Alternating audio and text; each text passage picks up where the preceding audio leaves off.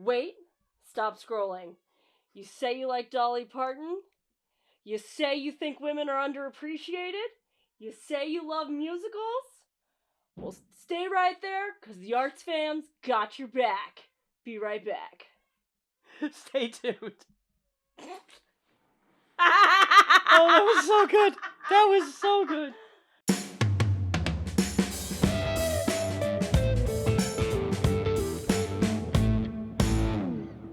Hi, and welcome to the ArtsFam podcast. The only show of its kind that spotlights the arts and entertainment scene in Southern Maryland. We're your hosts, Lindsay Pomerink and James Lepore. That's just a rumor, but all right, well, I'll go with it this time. Every week, we bring you an engaging interview with a local artist or entertainer, along with a bunch of fun things you can do this week in Southern Maryland.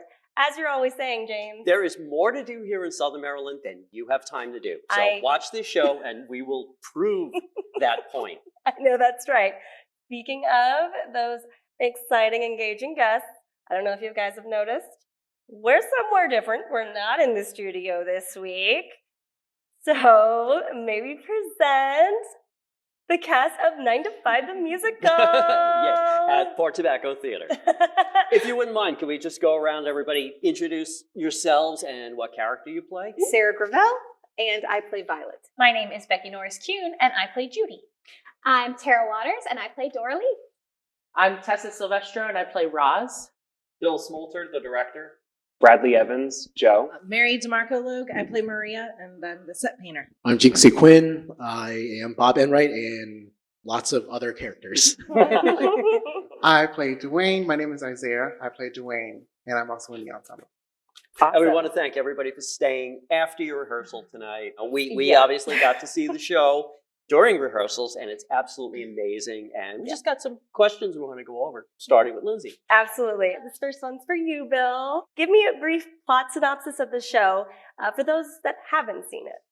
So 9 to 5, the musical, is essentially a musical adaptation of the film that follows the lives of the 3 ladies, Violet, Dora Lee, and Judy, and there are different walks of life, and all the women in the show, and all the things that they're going through, the struggles that they're experiencing, the triumphs that they're accomplishing, and what really happens when people are provided the space and the opportunity and the freedom to implement change and actually see it through, and the positive outcomes that can come from that. That was great. That's even better than the back of the script. I know. That's oh awesome. My goodness. And while we got you, Bill, what drew you to want to direct 9 to 5 the musical? So initially when I interviewed with Becky, and we talked about doing Little Women. However, the rights didn't come through in time. There was a touring production that came through, so we didn't get the rights, and we had to come up with something that kind of met the same casting and thematic requirements. And though Little Women is a little bit different, just a tad. Just, you know. 9 to 5 still had the name kind of like Little Women did. 9 to 5 has recognition, Dolly Parton's music, and Patricia Resnick, the scriptwriter for the original film. And the theming was pretty much on par with that of Little Women. The casting size would have been the same, the amount of female roles would have been the same, and it would have been great to do for Women's History Month, which is something that we talked about extensively and trying to come up with the right show. So when I talked to our producer, Stacy Swickert, she and I decided that 9 to 5 would be the best option. Everyone loves Dolly.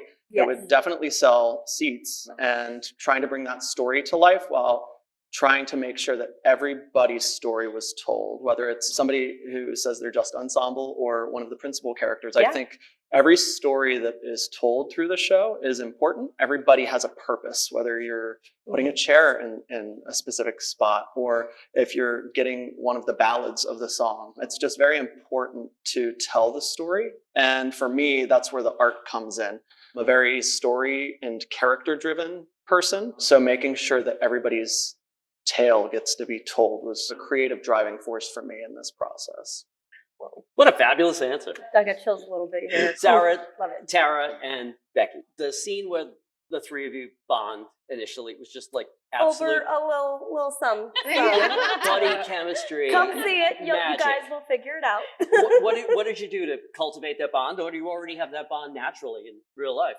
We'd actually never met each other. Okay, I was like, wait, are you serious? No. All of our kids hang out a lot, and we all hang out a lot. So basically, just surrounded each other all the time. That's awesome. I love it. Mom, friends, off stage, and then just on stage. And this is the third show that the three of us have been in together, which was really fun. So it was a really special experience to share the stage again. Bill, was this the first show you've directed here? Yes. Ooh, Oh, okay. pretty cool. Start from the top, and Where did you direct before that? Because you said the first time here. Yes, I did a lot in Pittsburgh, where I'm from, before I moved down. Yeah, woo, Pittsburgh. Get the steak salad. A lot of it was at Seton Hill University. I did a lot of work, even after I graduated, working with student productions and some community theater stuff up there. All right. Yeah. Right on. Back to you three, because you lead the show, right? Right.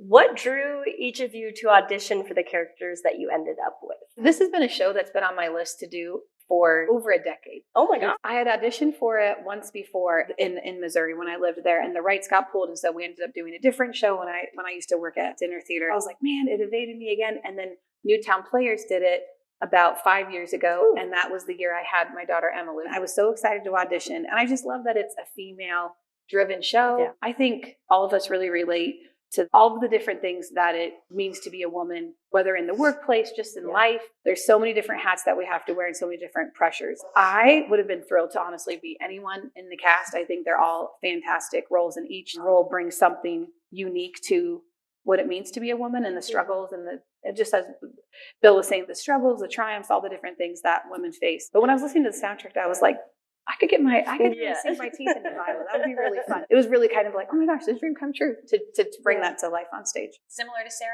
I have loved the show for a long time, so was auditioning ready to just do it because it's just such a fun piece, and I was excited that it was happening here. Judy specifically for me, Get Out and Stay Out, the song by itself, that was a huge draw. But then also there's these fun moments that she has because she really doesn't have as many lines as the other two, but she has these little vocal moments, these little audible things or these faces. So I get to make some of the scenes that I'm not highlighted in my own little moments, which is really fun for this character.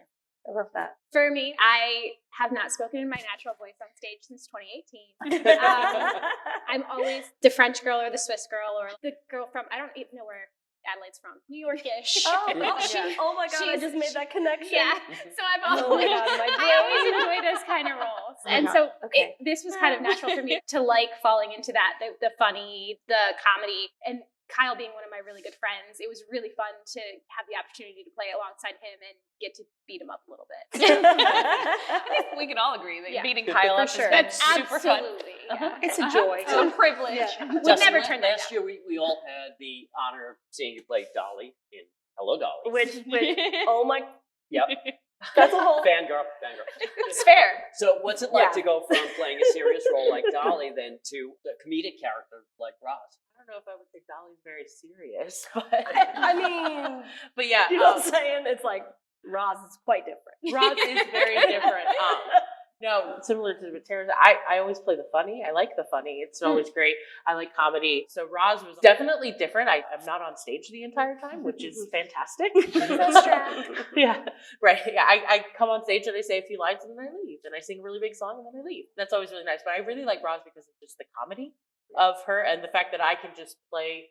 I was like, do whatever, you know. And they're like, you're just make it funny, and I was like, okay. So I just kind of tried random things. And what got laughter, we kept, and what didn't, I was like, I'll workshop it and I'll figure it out later. It was always good when you add the audience into that because then you get like, oh, okay, this is really what's hitting. And then you can kind of fix and mold.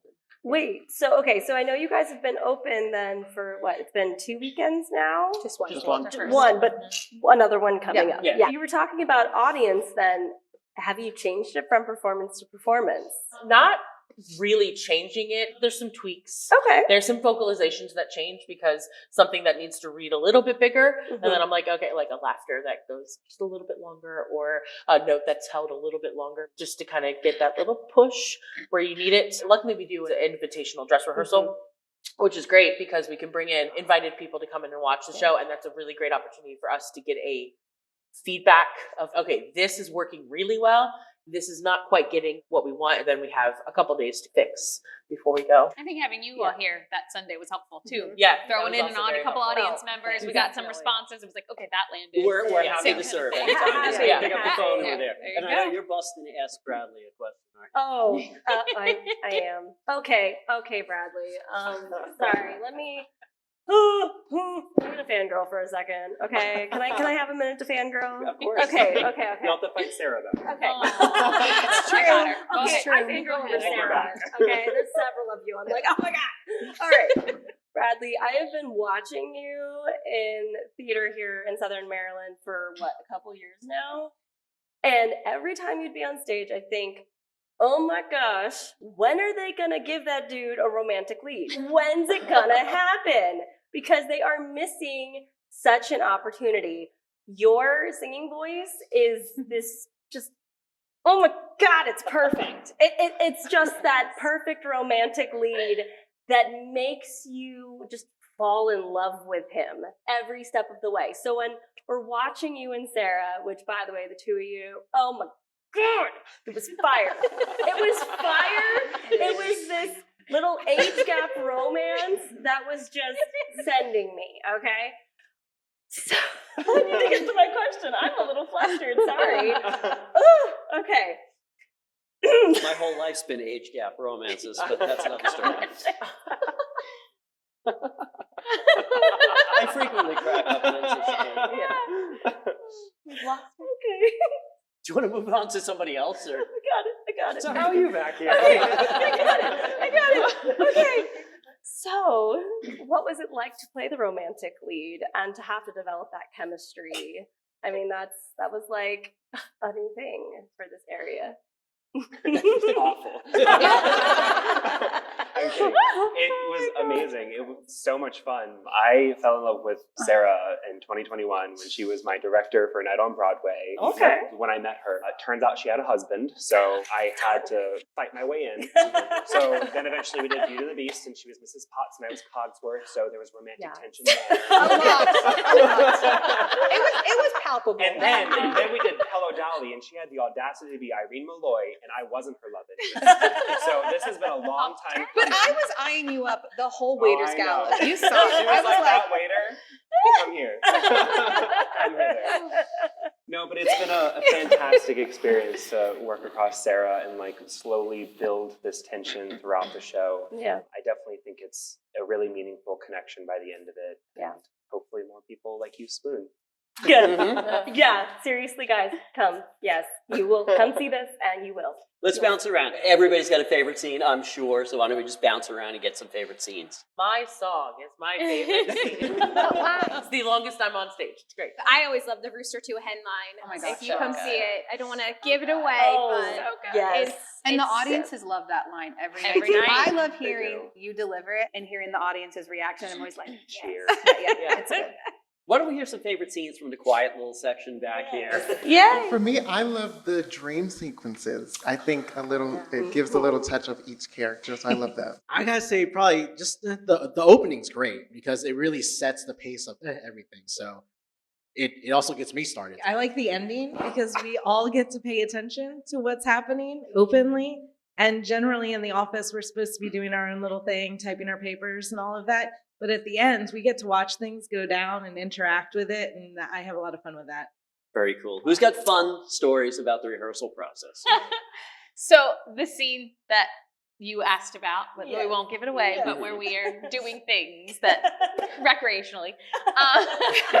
When we started kind of like working through, we would come up with little things that we would say to each other, like, how are we going to make ourselves laugh before we come on? There's lots of little sayings that we have to just start laughter, and they're ridiculous, and they never stop. So that was fun. We won't ask you to betray those stage I'll share them, but I secrets, don't know that you want to share with everyone. Yeah. They're so dumb. There's not enough for the whole office. There's not. This is kind of for everybody.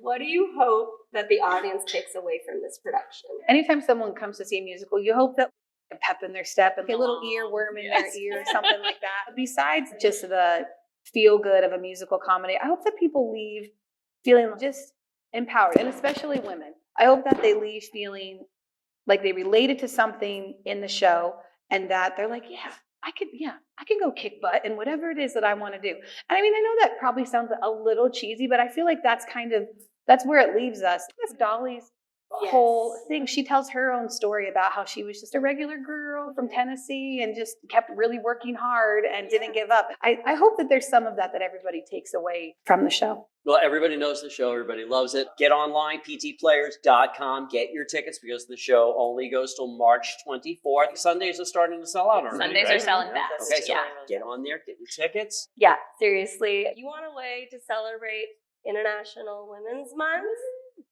Could it get any better than this? No. I mean, Yeah, seriously. because Dolly could be here, but you know. She kind of is in spirit, but to understand that, you're going to have to come see the show. Right. Because I was surprised by that. I was like, oh, well, okay. I sent Jolene in the car on the way home, didn't that count? Yeah. Thanks. I guess you gotta be Bradley to get any kind of attention around here.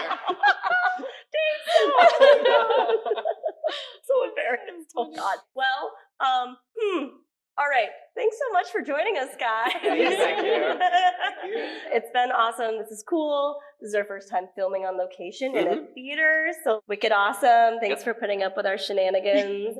And we'll be right back with a whole bunch of other things that you can do this week in Southern Maryland. Welcome back. Back to the studio. Oh my goodness, that interview. That was fantastic. I can't wait my to see the show again. I know. So, audience, wonderful viewers, we got to see 9 to 5 when they were in dress rehearsals still. Yep.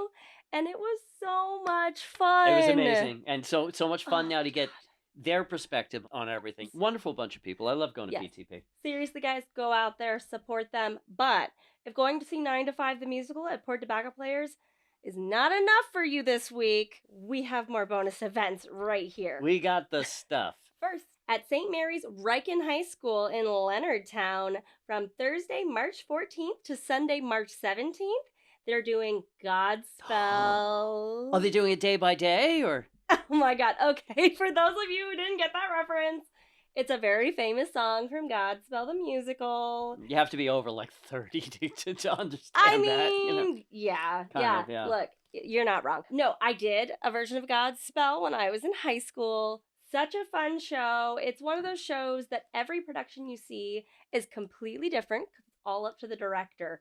So go support those kids.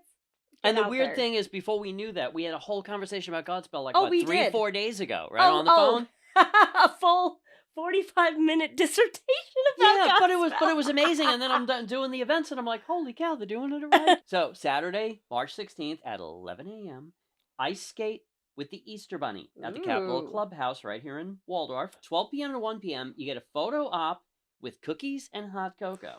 Oh. 1:15 to 2:30, you get to ice skate with the Easter Bunny. 2:30 to 2:50, boy, do they have this regimented. No kidding. Mingle with the Easter Bunny. And admission includes cookies and hot cocoa, a family photo op, Easter egg hunt, ice skating, rental skates, family fun. Next, on Saturday, March 16th from 12 to 1 p.m. at the Deal Community Library, O'Grady Coulon Irish Dance is doing a wonderful celebration for St. Patrick's Day. So go support this wonderful Irish Dance Academy. Very cool. March 17th is a Shamrock 5K run/walk. It's a Shirley Boulevard, Port Tobacco. It's a 9th annual event. The race will begin with the Little Leprechaun 650 meter run at 8 a.m. Yeah, I might be running 650 meters at 8 a.m. I can't even make coffee at 8 a.m. Okay, and will be followed by the 5K run walk through the scenic streets of Port Tobacco. Ooh. Awards will be given for top qualifiers in each age group, and all will receive a post-race buffet ticket. Oh. It'd be funnier, though, if the buffet was first and then you go on the 5K. I don't think that would end well. And that's it at Port Tobacco Marina and Restaurant. And on top of that, if that's not enough, Lindsay, they give an award for the best St. Patrick's Day costume. How fun. On that same St. Patrick's Day theme, are you guys sensing a pattern here? Green tie. Oh, my green, yeah, everything. On Friday, March 17th, at 12 p.m., there's a St. Patrick's Day party at the Ruddy Duck Brewery and the Ruddy Grill. Duck. Oh, we love Ruddy Duck. Yep. They're going to have authentic Irish food, beer, cocktails, live music by Drew Vervon. That begins at 6 p.m. It looks like it's going to be so much fun. The So food's so good. Oh there, my too. God, yes. Tell Carlos you saw it on the ArtsFam podcast. Sunday, March 17th, from 11 a.m. to 2 p.m., Mechanicsville Volunteer Rescue Squad is having an Easter egg hunt, as they always do. You gather there for an Easter egg hunt covering all of Mechanicsville. No kidding. That's a big town, right? Wow, it Meet is. at the squad to obtain a map and sheet with hints. They'll be holding a 50-50 raffle and a basket auction. Yeah, go have some Sunday fun and help the squad raise some money and find some eggs. How fun. Love that. Next, on Friday, March 15th, from 5 p.m. to 7:30 p.m. at the Imaginarium, there's going to be a kids' night out for St. Patrick's Day. Drop off your kiddos age 3 and up for an evening of fun. They'll create their own leprechaun-themed Play-Doh kit to take home and then play on the Imaginarium equipment and enjoy a pizza dinner with juice. And the parents can do the 5K run walk thing like while the kids are over there. It's a natural. Says be sure to wear your green. Go do that. Friday, March 15th from 6 p.m. to 7:30 p.m. Irish meat and potato pie dinner. Doesn't that sound good? Yes. At AmVets Post 13, that's VFW, Old Washington Road, Waldorf. You get an Irish meat and potato pie dinner, salad, and dessert. My Irish blood is just screaming for that. And That the sounds proceeds great. benefit veterans and community support programs. So if you need even an extra reason to go besides the meat and potato pie, go for that. Just go. Next, on March 16th from 9 a.m. to 11 a.m., there's a duck hike at Calvert Nature Society at Black Ponds Nature Park in Lesby. And it's for kids 12 to 18 years old. It says that you will scan the Chesapeake Bay wetlands and ponds to see what sort of duck species are around in the area. And they are spending their winter here and they're getting ready to go migrate for the spring. You may even be able to catch a glimpse of their resident bald eagle nest. So how fun is that? Look what you learn from watching the ArtsFam podcast. Isn't it amazing? Okay, Saturday, March 16th, 7 a.m. to 7 p.m. What's he going to say? 12 hours of what? Okay, community yard sale at St. Mary's Fairgrounds. It's rain or shine, and spaces are available inside or outside. It's a great way to get rid of unwanted stuff or find some bargains, buy stuff for Christmas presents or whatever. Reserve a space, $20. Not a bad deal. You get a 6-foot table and 2 chairs. Great. If you want an additional table, it's only $10, right? You can bring your own table if you want. For more information or to reserve a table, contact agnes.birch54@gmail.com. And the fundraiser benefits the 2nd District Volunteer Fire Department and Rescue Squad in Valley Lee. That's a mouthful. And guess what? I think I'm going to set up a table and sell my world-famous dollar comics. That sounds fun. Yeah, so if you get a chance, come on down and buy some dollar comics and let us know how you liked the ArtsFam. How fun. I'd be very happy to meet our viewers. Absolutely. Finally, on my end of things, on Thursday, March 14th from 5:30 p.m. to 6:30 p.m., there's Drinks of History chocolate for breakfast, colonial hot chocolate at Jefferson Patterson Park and Museum in St. Leonard. It says, have you ever wondered how Marie Antoinette or Thomas Jefferson liked their hot chocolate? We'll learn about the fascinating history of everyone and their favorite winter beverage, and even get to try a cup of cocoa prepared in the colonial fashion in his hands-on workshop. So that sounds so unique. It's quite a coincidence, So too, much because fun. I woke up this morning and the first thing I thought of is, I wonder how Marie Antoinette liked her hot chocolate. I mean, I wonder that every morning. Yeah, true. Last for me is Saturday, March 16th, 10 a.m. to 4 p.m. This is a really interesting one. Okay, it's really different. Historic Weapons Certification at Point Lookout State Park. The event is open to visitors. The concentration will be on the certification of demonstrators on the proper drill of percussion flintlocks, small arms, and percussion period artillery weapons. The weaponry will span Revolutionary War, War of 1812, and Civil War timeframe. Hot chocolate is not included. Oh, I'm sorry. But doesn't that sound like something different? Does. Really? I mean, It really does. Low impact thing to do. Go check it out. Love it. All right. So those are all of our events for this week, but I feel like we got to address the elephant in the room, guys. That teaser. It was a little unhinged, right? I didn't notice anything wrong with it at all. So, for those of you that were like, what is Lindsay doing? Has she lost her mind? Go watch our episode from last week where we interviewed Carlton Silvestro. Hey, don't even tell them why. They have to. Right. They have to watch Go it watch, to find out. and then you're gonna know why I was dressed up and pretending to be James. And believe me, it could have gone completely in a different direction. So you probably, as viewers, you're probably better off it went like this. Okay, well, that brings us to the end of this episode. If you like this podcast and you want to support us, a great free way to do just that is to like, comment, and share this video anywhere you see it. Or Do it all. All the social things.